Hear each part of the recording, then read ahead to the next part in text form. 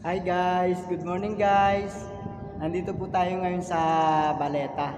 I-explore ko po kayo sa Las Cares Wars dito sa Baleta kung saan ang ginawa nilang shelter at taguan nung panahon ng giyera noong 1940. Tara, samahan niyo po ako, explore ko po kayo.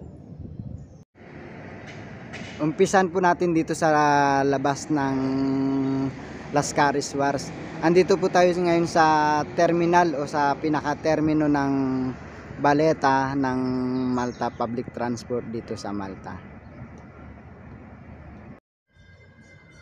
At dito naman po tayo dadaan sa pinakalikod.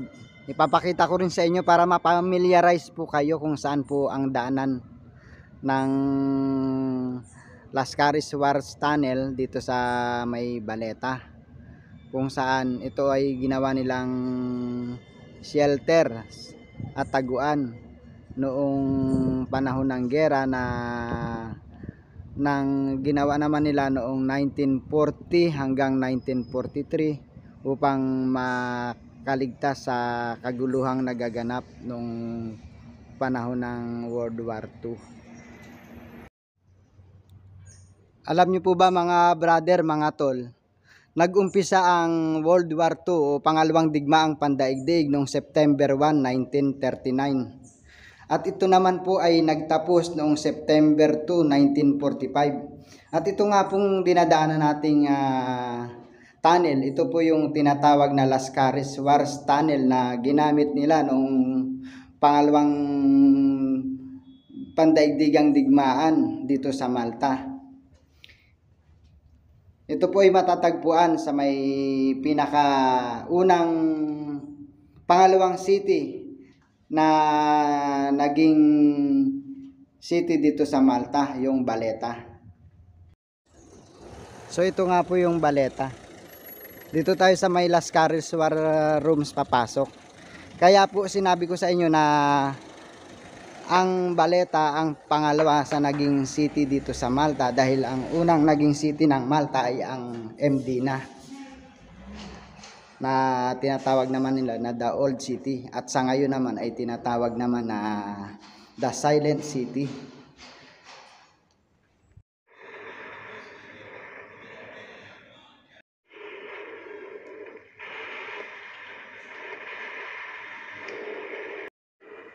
Yan po.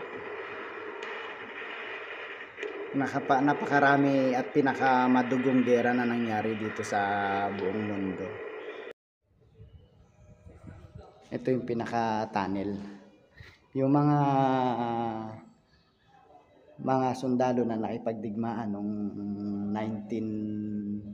1939 hanggang 1945 na ginawa nila itong shelter at taguan kasama ng mga lehitimong mga taga rito o mga lokal na mga taga Malta. Ito po yung kanilang ginawang taguan sa ilalim ng lupa. Yan po. So sa bawat sulok sa ilalim ng lupang ito ay may mga ginawa silang mga kwarto at taguan. Nandito tayo sa pinaka-entrance at bungad. Sa ilalim na to ng lupa, mga brother, mga tol. Papasok tayo doon sa loob. Mamaya ipapakita ko po sa inyo kung ano yung mga nakikita at tago at nakalagay dito sa ilalim ng lupa ng Baleta. Okay guys, nandito na tayo sa pinakailalim ng lupa. Ito pong ginagawa natin ng video, yung kinukuha natin ng video. Ito po ay nasa ilalim ng lupa ng Baleta. Ito po yung Las Cares War Rooms. At ito naman po ay museum. Museum na po ito pero nasa ilalim po ito ng Baleta. Sa mga nandito po na sa Malta, yung iba alam ko hindi pa po nakakarating dito. Ito po yung matatagpuan dito lang po sa may Baleta, sa may malapit sa terminal ng bus. Kung mababasa nyo at mapapansin nyo, may nakasulat doon sa likuran na Las Cares War Rooms. Ito po yung makikita at matatagpuan sa ilalim ng lupa kung saan ginawa nilang shelter at taguan noong panahon ng giyera noong 1940 hanggang 1943. Yan po. Yan yung mga bomba na noong panahon ng giyera na ibinabagsak dito sa Malta. Ayan yung mga pinakikita ko sa inyo, yan yung mga nangyari noong panahon ng giyera dito sa Malta. Subukan natin bumaba dito saglit. Dito kasi sa pinakailalim ng lupa, ngayon ko lang din to napasok. Marami pala sa talagang kwarto, padiretso, kaliwa, kanan. Nakaka-amaze kasi hindi mo sukat akalain na sa ilalim ng lupa dito sa may baleta na mayroong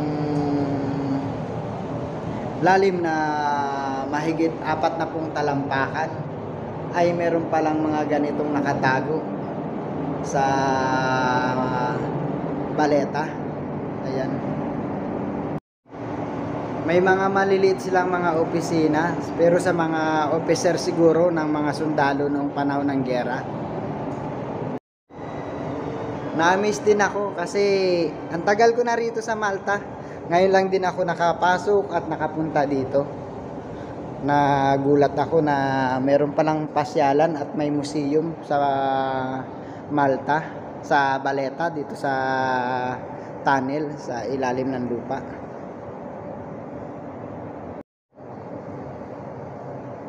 Ayan. So, napakaganda ng ginawa nila. Na-preserve nila eh. Kaya talagang na-amazed ako hanggang sa ngayon sa mga bidyong ginagawa ko, nakita ko. Nagawaan pa nila na i-preserve ang mga ganitong pangyayari at lugar.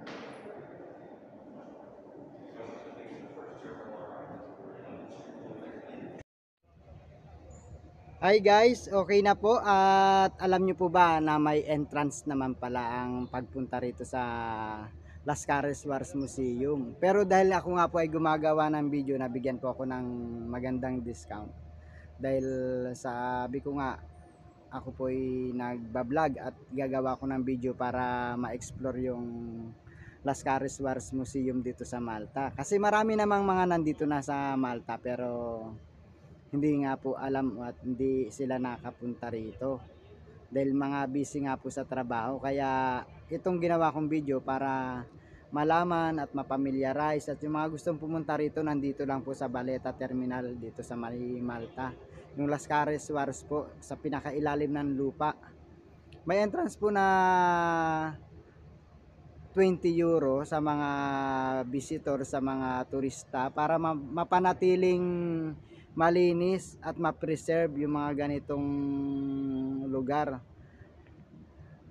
Kaya nga po ginawa ko tong video na ito sa mga busy at sa mga gustong makapamasyal at malaman tong mga lugar na ito. Sa video man lang o sa YouTube ay mapapanood nyo. Maraming salamat po and God bless us po sa ating lahat. Thank you po.